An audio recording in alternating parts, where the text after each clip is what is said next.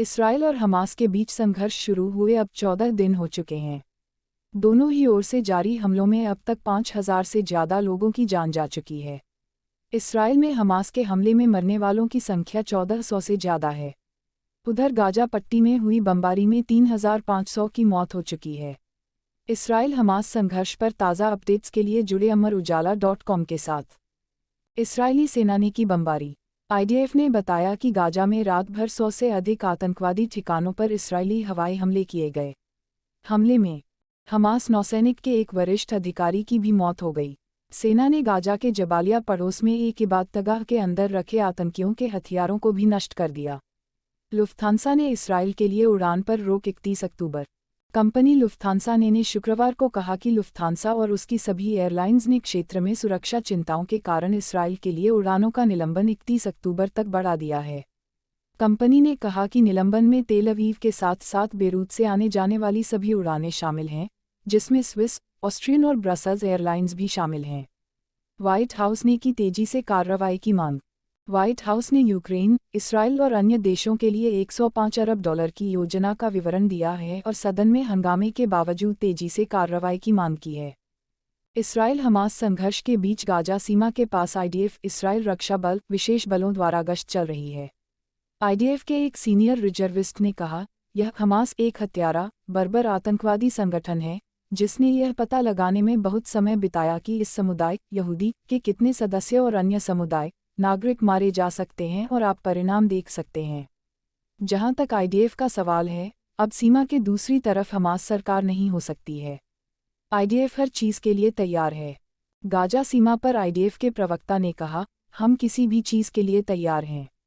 IDF यह सुनिश्चित करने के लिए एक मिशन पर फोकस है कि हमास नेतृत्व ऊपर से नीचे तक कोई और अत्याचार करने में असमर्थ हो। गाजा में अधिकांश बंधक जीवित हैं। इसराइली सेना ने कहा कि हमास आतंकवादियों द्वारा इसराइल से अगवा किए गए और गाजा पट्टी में ले जाए गए करीब 200 लोगों में से अधिकांश अभी भी जीवित हैं। गाजा में अगले दिन या उसके बाद होगा प्राथमिक चिकित्सा वितरण। संयुक्त राष्ट्र ने कहा कि मिस्र के साथ रफा सीमा क्रॉसिंग के माध्यम से घिरे गाजा पट्टी में प्राथमिक चिकित्सा वितरण अगले दिन या उसके बाद होगा। संयुक्त राष्ट्र के मानवीय मामलों के प्रमुख मार्टिन ग्रिफिथ्स के प्रवक्ता जेम्स लेके ने उनके हवाले से कहा, हम सभी संबंधित पक्षों के साथ गहन बातचीत कर रहे हैं ताकि यह सुनिश्चित किया जा सके कि गाजा में सहायता अभियान जल्द से जल्द शुरू हो। पहली खेप की आपूर्ति अगले दिन शुरू होगी। इसराइली विदेश मंत्री और 22 राजदूतों ने की बंदी बनाए लोगों की रिहाई की मांग।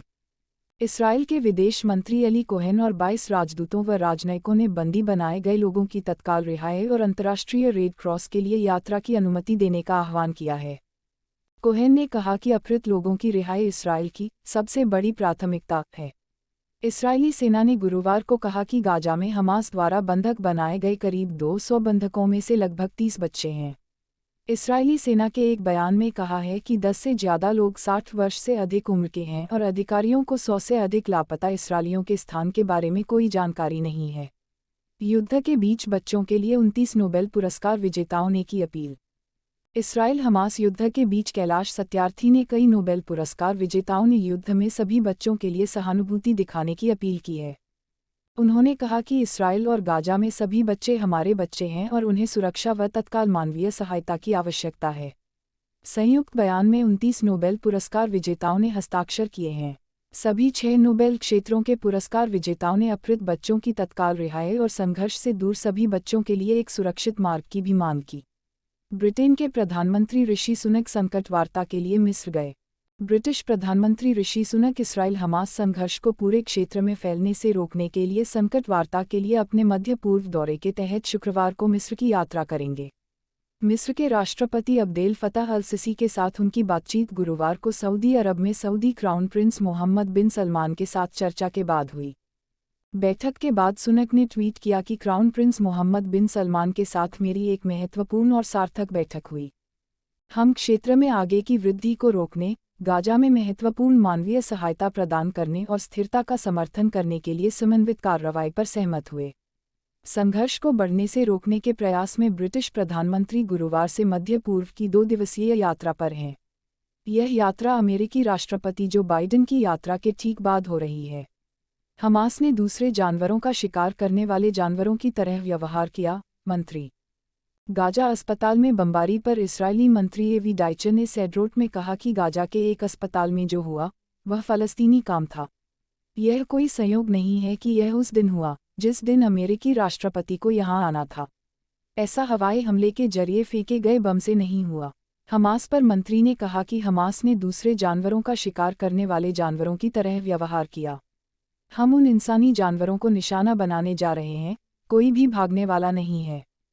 हमास ने दूसरे जानवरों का शिकार करने वाले जानवरों की तरह व्यवहार किया, मंत्री।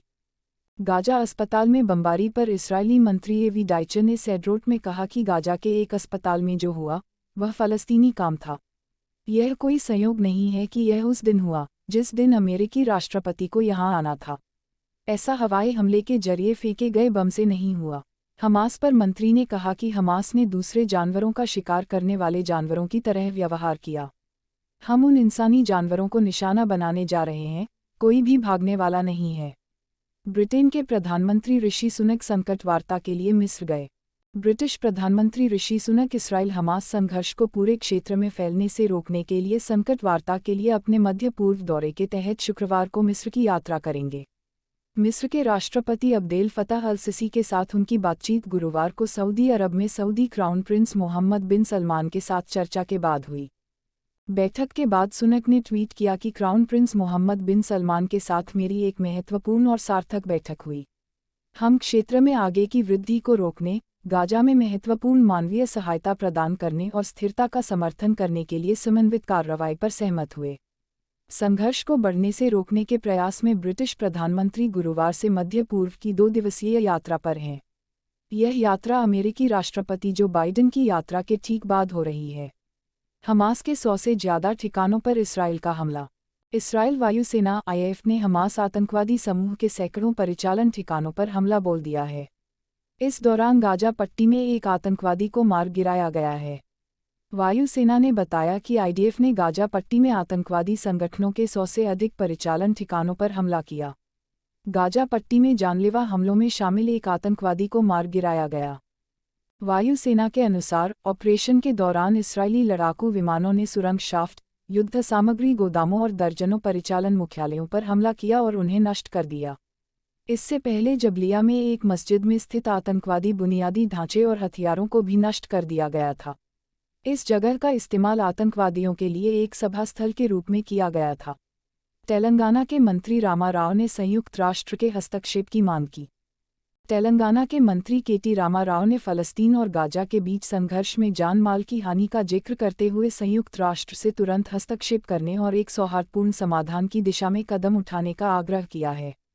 रामा राव ने कहा कि फ़लस्तीन और इसराइल दोनों के कदम को उचित ठहराना मुश्किल है और इससे गंभीर मानवीय संकट पैदा हो रहा है। रूस ने 27 टन मदद भेजी। रूस के विदेश मंत्रालय ने गाजा पट्टी में नागरिकों के लिए मिस्र से 27 टन मानवीय सहायता भेजी है। रूस ने कहा इस मदद में खासतौर पर खाद्य आपूर्ति, आटा, चीनी, चावल और पास्ता शामिल है। मिस्र का रेड क्रिसेंट सहायता का वितरण सुनिश्चित करेगा।